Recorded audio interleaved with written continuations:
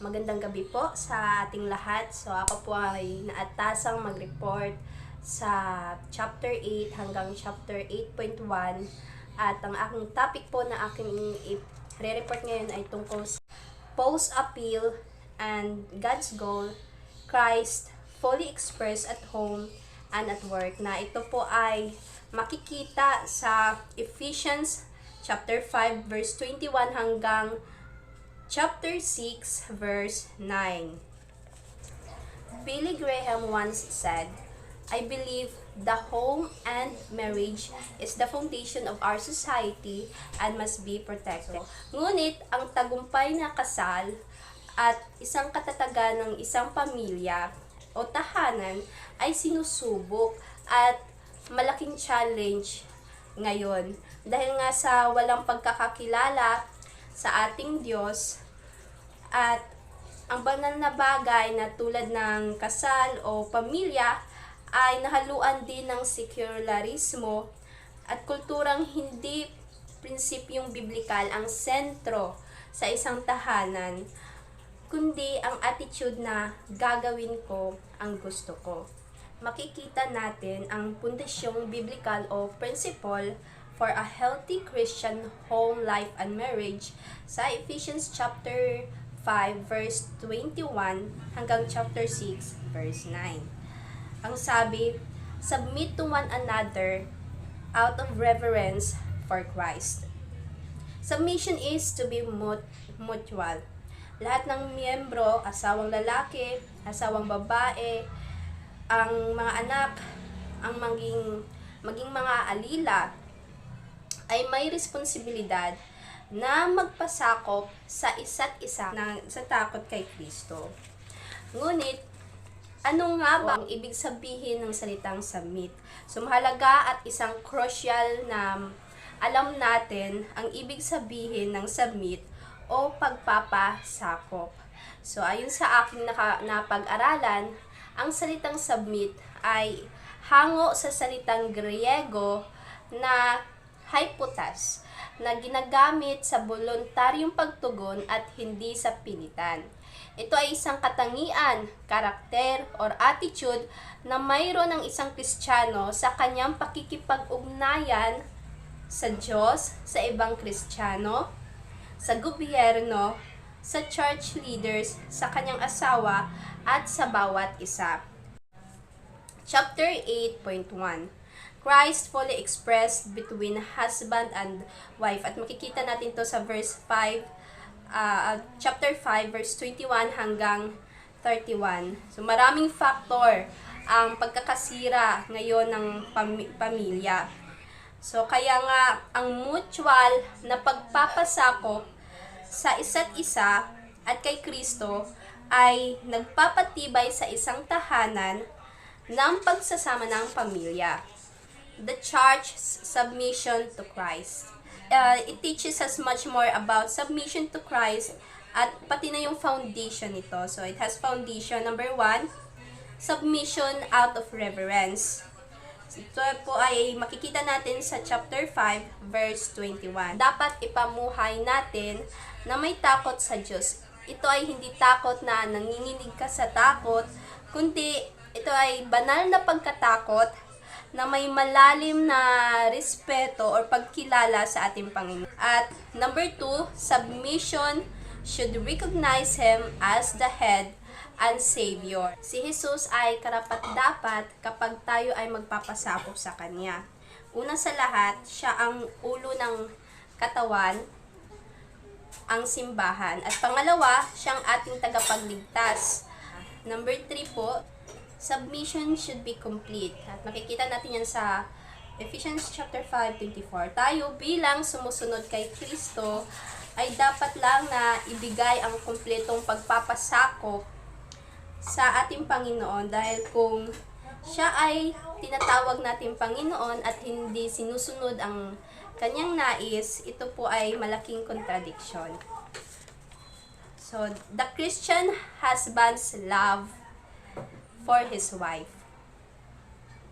Ito ang 4 na biblical principle ng isang Kristiyanong asawa na lalaki sa kanyang pagmamahal sa kanyang asawang babae. So, letter A, his love is sacrificial sa chapter 5:25. So, tulad ng paano nagsakripisyo si Jesus para sa simbahan, ganun din ang isang lalaki sa kanyang asawang babae. Siya mismo ay maging mapagsakripisyo sa sarili at hindi maging self-centered or selfish. At letter B po, his love has high and holy purpose. So, ito po ay nasa chapter 5:26-27. Ang ibig sabihin lamang ay, ang Kristiyanong asawa na lalaki ay dapat gawin ang lahat upang mapanatili ang kalinisan or purity ng kanyang asawa.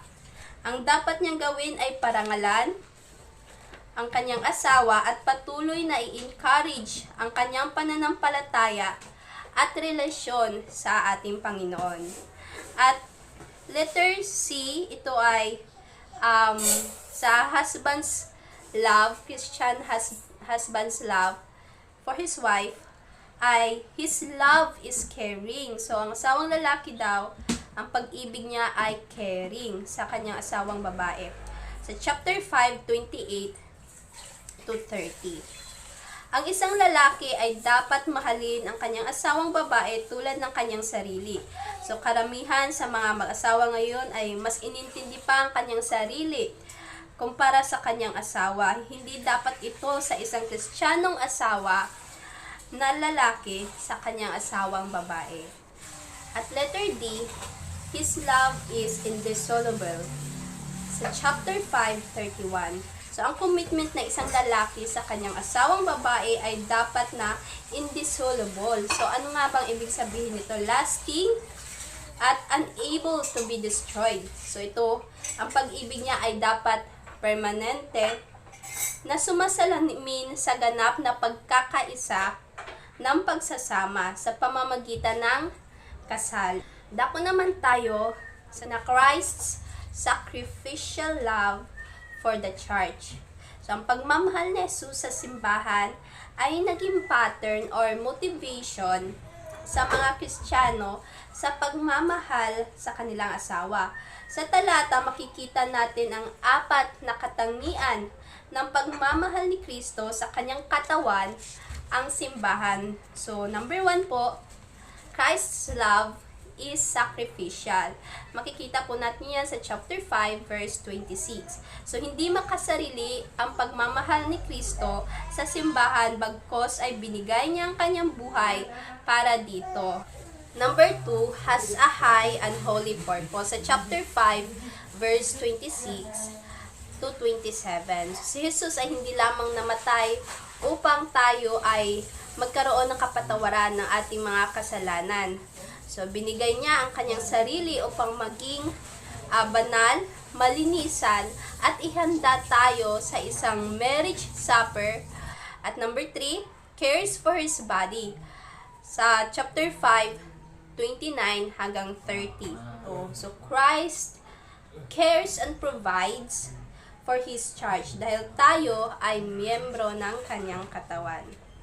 At panghuli po, number 4, Christ's love is eternal and dissoluble. Sa chapter 5:32. So, Christ's love for us is eternal. So, ito ay permanente. So, bilang conclusion po, ang success ng isang magandang pagsasama mula sa kasal hanggang sa pagbuo ng pamilya ay nakasalalay sa prinsipyo na tulad ni Kristo sa kanyang pagmamahal sa simbahan. Ngunit nananatili pa rin ang mga hamong ito bilang isang Kristiyanong asawa at miyembro ng katawan. So, una, tayo ba ay magpapasakop sa isa't isa alang-alang sa takot natin sa Diyos? Pangalawa, ipapakita ba natin sa ating gawa ang pagpapasakop kay Kristo sa bawat araw? Pangatlo, magmamahal ba tayo tulad ng pagmamahal ni Kristo sa simbahan? At panghuling hamon na kinakaharap ng simbahan at mga miyembro nito ay tanong na magpapasakop ba tayo kay Kristo sa lahat ng bagay. So yan lamang ang aking report. Pinakpasa ko po sa ating next reporter.